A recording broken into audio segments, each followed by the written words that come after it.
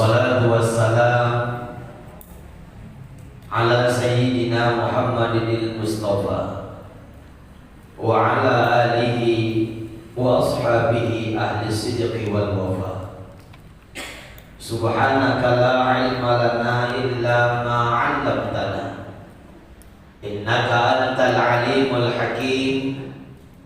Illahil aliyyil azim. Amma ba'd. Bersyukur kita kepada Allah Subhanahu wa ta'ala. Sore ini Allah tunjuk, Allah pilih kita untuk hadir di sebuah taman yang sangat luar biasa. Yang kata ulama, hadirnya kita di majelis pengajian ibu bukan duduk di atas sajadah, bukan duduk di atas keramik, tapi orang yang hadir mendengarkan kajian agama, mereka duduk di taman-taman surganya Allah. Dan orang yang ada di sekitar kita bukanlah orang sembarangan, mereka adalah calon penghuni surganya Allah. Kenikmatan yang sangat luar biasa Allah berikan sama kita hari ini. Salah satu nikmat yang tak bisa kita lupakan dan nikmat yang paling dahsyat dan yang paling hebat dari Allah adalah nikmat tauhid, mengesahkan Allah Subhanahu wa ta'ala. Mudah-mudahan nikmat tauhid itu tetap senantiasa istiqomah dalam hati kita dan sampai akhir hayat kita. Amin. Amin. Amin. Salawat dan salam kepada paduka alam yang mulia baginda Rasulullah Muhammad. Mudah-mudahan pula dengan rapatnya duduk kita di masjid ini, kita minta kepada Allah, begitu pula rapatnya duduk kita nanti menatap wajah Rasul di dalam surga. Badan Kehadiran Masjid Nurul Iman beserta segenap jajaran kepengurusan yang kami hormati, para orang tuaku, bapak-bapak yang hadir dari kecamatan, dari kelurahan, kemudian para bundaku dari BKMT Kota Medan, kemudian BKMT Medan Johor, ketua-ketua pendidikan yang hadir yang tidak bisa disebutkan satu persatu. Kalau disebutkan satu-satu bukan ceramah, namanya absen. Tapi tema pun jam mudah jam 5 kurang 1 jam setengah. Tidak lama-lama. Salam ta'zim kita bersama kepada motivator handal kita yang tadi juga sudah memberikan motivasi di hadapan kita bersama. Cuma tengok juga tadi wajah Aminah tadi bercakap tentang orang tua. Motivator kita bercakap, aku lagi pikir apa yang bercakap pagi.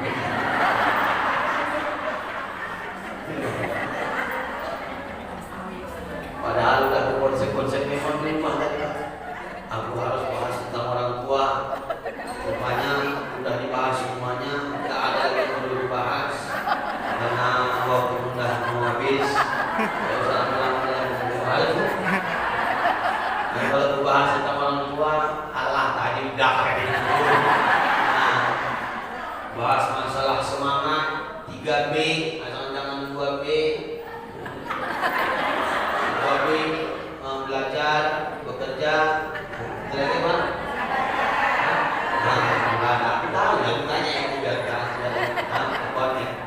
Berarti 3B nggak usah banyak-banyak sampaikan, aku cuma nyambung 3B-nya aja lah. Ya kan? Nah, karena biasanya kalau pengajian aku itu cuma sekali cakap, makanya 2 kalinya udah curiga ini, kalau 2 kali potong dia Pak. Waktunya ibu ini curiga aja. 3B belajar. Contoh nomor tadi. Kalau buka-buka materi lain gimana? Gampang lagi buka materi. Belajar lagi bukan. Setiap orang itu dituntut untuk belajar. Nah, kenapa? Nyambung dia cerita tadi. Dan kedua bekerja. Semua orang punya kerja. Selesai. Yang ketiga beribadah. Tugas kita di kamar.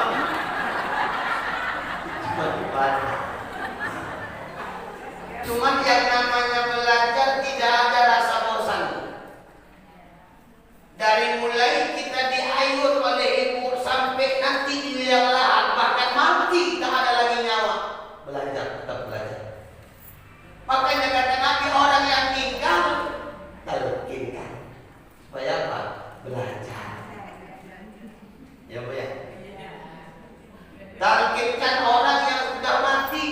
Supaya apa? Supaya dia bisa ingat dia dulu pernah belajar. Dan dia bisa tahu apa yang diajarkan. Namanya belajar, gak usah malu. Makanya kita tengok ini, kayak mama ini mana-mana ada wirid mama, ya kan? Maulid mama, banyak di mana-mana mama. Di masjid rame mama, pilkada yang rame mama. Yang baris tunggu sembako banyak mama. Banyak di dalam neraka. Di dalam surga emak-emak banyak. Makanya kata ketika sahabat bertanya kepada Rasulullah, ya Rasulullah, siapa yang pertama kumuliakan, kuhormati, kuhargai? Kata Nabi, ummuka. Tadi kalau debat kita dengan bahasa Inggrisnya kan aku nggak pandai. Pokoknya aku ampun. Nilai bahasa Inggrisku yang paling tinggi dulu di sekolah habis ujian nasional kelas 3 yang cuma 31. Orang 80, 90, aku 31. Karena dulu aku berantem sama guru bahasa Inggris itu. Apa gak mau baca bahasa Inggris? Aku bilang bahasa Inggris itu bahasa Yahudi. Aku bilang itu. Oh yang mana? Sekarang baru aku sadar bahasa Arab dan bahasa Inggris bahasa internasional. Kemana-mana harus pakai itu. Alhamdulillah aku belajar. Tapi semenjak aku belajar cuma 3 yang tahu. Tahu? Anda tahu buku? Yes, no, and I love you. Ketika itu ditanya lagi, ya Rasul, setelah ummu, ibuku siapa lagi? Ummuka. Habis itu ummuka. Habis itu siapa ya Rasul? Abuka. Ibumu, ayah. Ibu berapa kali? Ayah berapa kali disebut? Ibu? 3. Ayah? 1. Ayah? 3.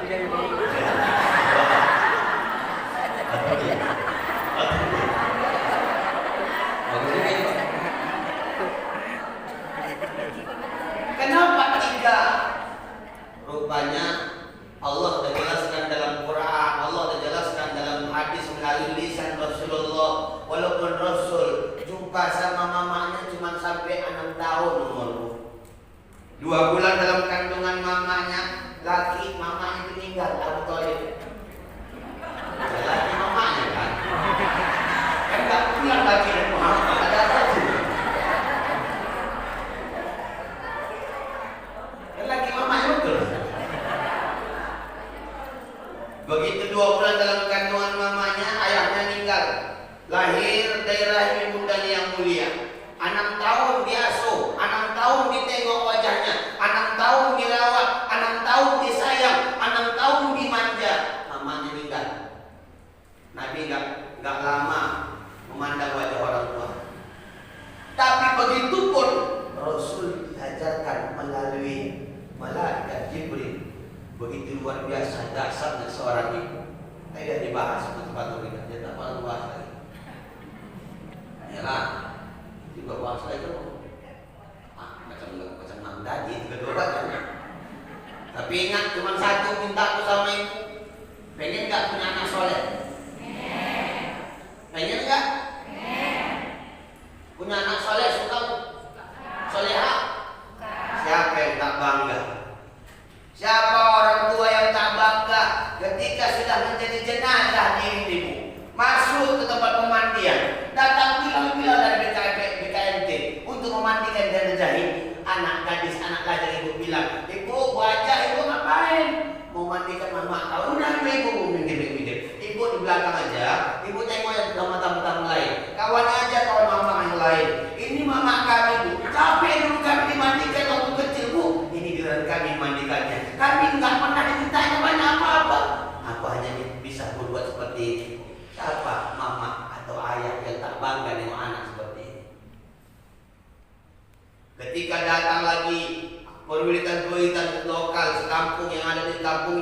membungkus badan kita dengan kain kapan corona putih yang tidak ada jahit pinggirnya. Anak-anak kita bilang, "Bu, ibu jangan ibu tengok aja kan, ibu ajarkan aja kan ibu. Cemana cara mengkuyak, cemana cara mengikat, bagaimana cara membelitkan. Ajarkan. Ini mama kan capek dulu kan dipakaikan ya pakaian. Lahir dari rahim ibunda kan bersimbah darah, dimandikannya kan. Dipakaikannya kan pakaian lebaran, banyak orang tua yang jadi kuli cuci di rumah orang lain. Hanya untuk memenuhi pakaian lebaran anaknya. Dia nggak peduli pakaiannya berganti atau tidak, dan bahkan dia nggak peduli ngutang ke sana kemari agar anaknya tidak malu di hadapan kawan-kawan. Kami nggak minta banyak, kami cukup untuk mandikan mama kami, inilah yang bisa. Dan siapa yang tak bangga ketika takbir diangkat 4 kali di hadapan jenazah kita oleh anak kandung kita. Allahu Akbar, Allahu Akbar, Allahu Akbar, Allahu Akbar. Assalamualaikum warahmatullah. Orang tua yang soleh bukan hanya anak yang memiliki anak pangkat jabatannya banyak. Tidak ada satu orang tua yang bilang sama anaknya, "Nah, dulu ketika kamu kandung, kulahirkan, sudah banyak air susuku, sudah banyak air apa lagi? Nyambung. Air mantaku, sudah banyak darahku yang ngalir, bahkan semua tenagaku habis." Ketika semua itu kerjakan sampai kau tua dewasa dan menjadi seorang pejabat, aku minta kau ganti semuanya 10 miliar. Ada orang tua gitu. Tapi kalau mama yang minta duit kita, cepat kita minta. Pakai duit kau itu kenapa nih? Ayah kau beli pulang. Itu apa mak? Beli apa beras? Habis beras mama. Apa kau belum ngirim? Kamu mau ganti? Gak banyak yang mak minta. Pulang ayah kau nanti mama bayar. Berapa mak? 200 saja untuk sebulan aja. Kata mama, itu berkeluh kesah sama kita anak. Apa jawab kita sebagai anak? Bentar lama itu pulang tanya dulu. Enggak. Kenapa kita kayak gini Bu? Tadi tak bertanya lebih dahulu sama ibu, pengen gak punya anak yang soleh? Pengen punya anak soleha? Tapi tolong jangan berharap ibu punya anak soleh-soleha kalau ibu belum soleh sama orang tua. Kita tak akan bisa mendapatkan kesolehan itu di saat kita durhaka pada orang tua kita sendiri. Anak tidak akan pernah patuh sama kita sebagai orang tua kalau hari ini kita menyakitkan hati orang tua kita. Aku ada sebuah kisah nih. Jadi kisahnya pendek kan, sampai banyak kali. Cuman kisahnya ini Bu, sebenarnya mana aku bilangnya? Ini rahasia ini.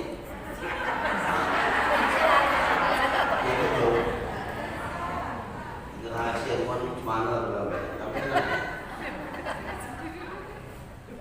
Ini ya, saya bilang sama orang ya. Jadi kemudian ketika kau sudah bilang kita ini ya. Dalam rumahnya sederhana, Bu. Dalam rumah sederhana ada keluarga kecil, suami istri yang nikah, yang usia mereka masih dibilang muda, 29 sampai 30-an. Alhamdulillah mereka dikaruniakan Allah dari pernikahannya ada seorang anak yang usia 4 sampai 5 tahun belum masuk sekolah. Kalau kita bilang masih usia TK gitu, yang namanya anak atau cucu yang usia TK kan selalu banyak tanya itu. Ada aja nanya. Padahal kan dari tanya itu tanya lagi. Begitupun mereka merawat mamahnya lagi sakit, mama si suami yang lagi sakit, nenek si anak itu tadi. Suatu ketika ibu Nabi muliakan Allah di waktu makan siang, obat itu datang dari belakang mengantarkan makanan segala macam bentuk makanan di meja hidangan. Dihidangkan makanan, dihidangkan minuman semua. Di waktu yang sama di bawah meja digelar tikar dan diletakkan piring plastik cangkir plastik, tempat cuci tangan plastik sama serbet. Sedangkan di atas meja serba kaca pakai tisu. Itu si anak yang polos bertanya sama mamanya sebelum makan, "Ma, apa nak? Itu untuk siapa, Ma?" "Tika, untuk nenek." "Loh, kok di bawah nenek, Ma? Kok nggak di atas?" kata nenek. Si mama menjawab dengan logika, biar anak paham. Apa kata si mama? "Nenek letakkan di bawah karena asam urat nenek kadang kumat. Pinggang gak bisa lama-lama berdiri duduknya di kursi, kaki ini gak bisa digantung lama-lama, makanya pakai tikar." "Oh iya, Mak," kata polosnya si anak. Itu kemudian Mak, itu piringnya, tangkirnya, cuci tangannya kok gak macam kita, Mak, kaca. Itu kok plastik. Iyalah, tangan nenek kan lemas, gak kuat. Kalau diangkat terlepas, pecah kena kaki. Kan kasihan nenek berdarah. Apa kata si anak? Mengangguk sambil mengiyakan apa yang dibilang mama. Mereka pun makan, nenek pun makan di bawah. Begitu mereka selesai menatap makanan yang terhidang, si nenek juga menatap makanan terhidang. Selesai makanan, pembantu dari belakang datang membereskan ini meja hidangan. Tapi si anak yang kecil polos itu pergi ke belakang, ambil kantong plastik. Bekas makan neneknya dibungkus dalam kantong plastik. Mamanya nanya karena penasaran, "Nah, kok dimasukkan di kantong plastik? Biar aja dibawa pipi ke dalam dapur biar cuci bersih." Singkat si anak menjawab, "Biar aja, Mak, bungkus dalam plastik. Ini kusiapkan untuk Mama kalau Mama udah jadi tua."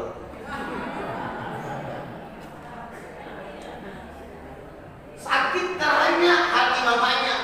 Artinya itu datang melihatkan Allah. Kita berharap pengen punya anak soleh, soleha, tapi hari ini kita tak pernah soleh dan soleha dari orang tua kita. Mustahil kesolehan itu kita dapatkan kalau hari ini kita masih durhaka sama orang tua.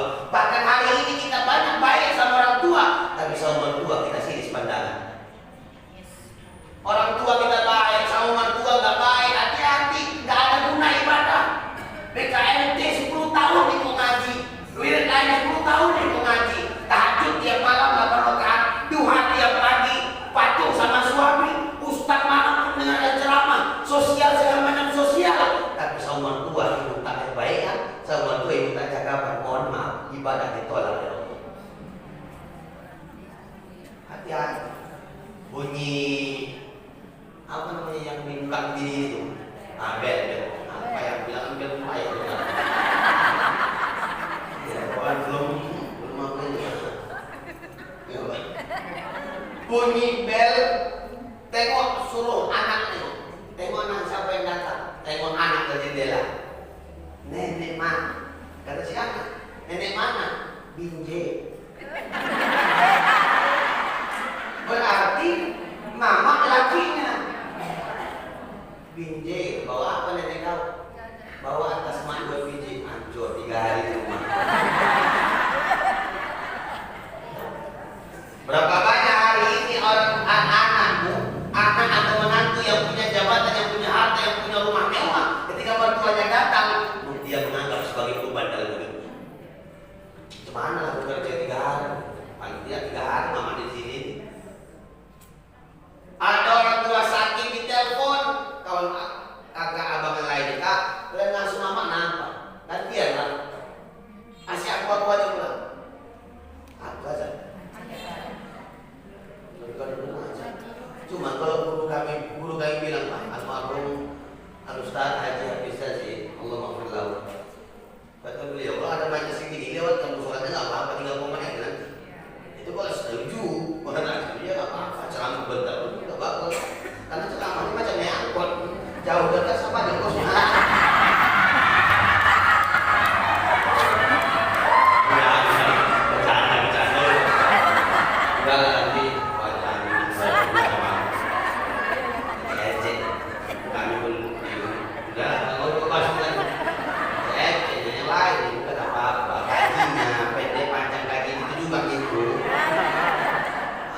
Tadi 3 B, ini masih 1 B lagi nih, 2 B lagi nih. Kalau tadi Bapak tuh bilang paling sedikit 2 jam, luar biasa. Aku paling sedikit 3,5 Mbak. Cuman itu kalau ada teh, nah kalau ada teh sampai setengah jam.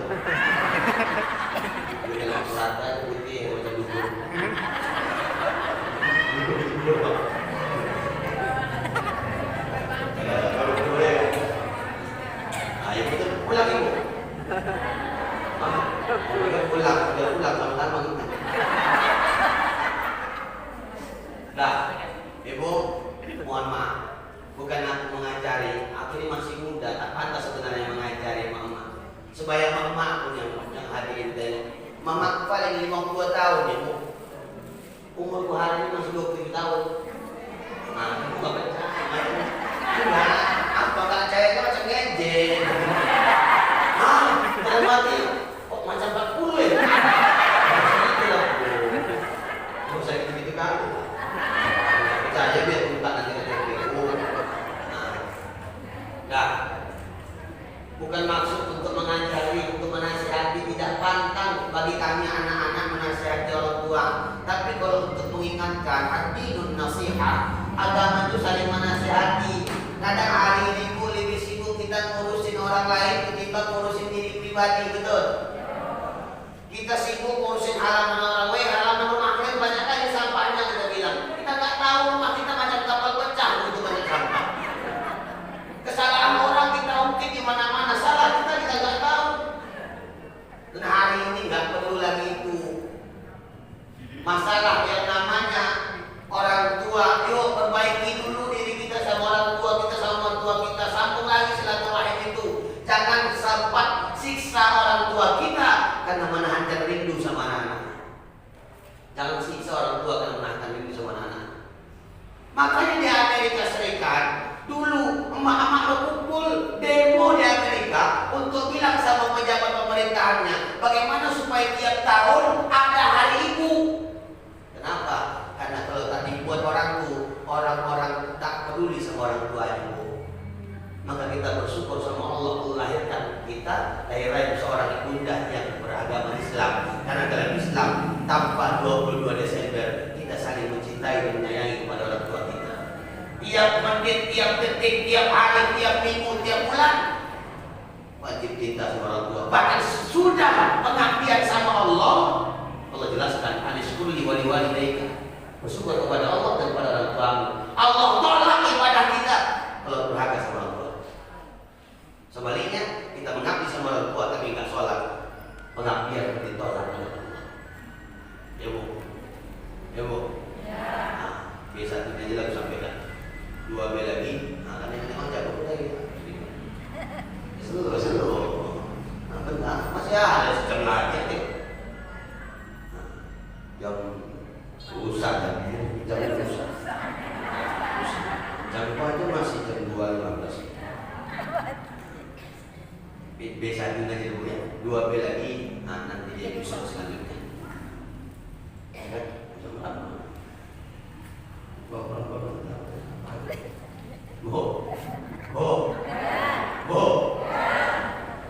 Yang punya orang tua yang dekat dapat, yang jauh telepon.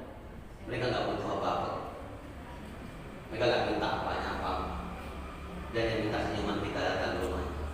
Seorang anak yang datang ke rumah ibundanya dengan senyuman, dijawab senyum oleh ibundanya. Allah sudah bukakan pintu surga selebar-lebarnya untuk mereka. Sebaliknya, ketika anak datang ke rumah orang tuanya, membuat apa namanya?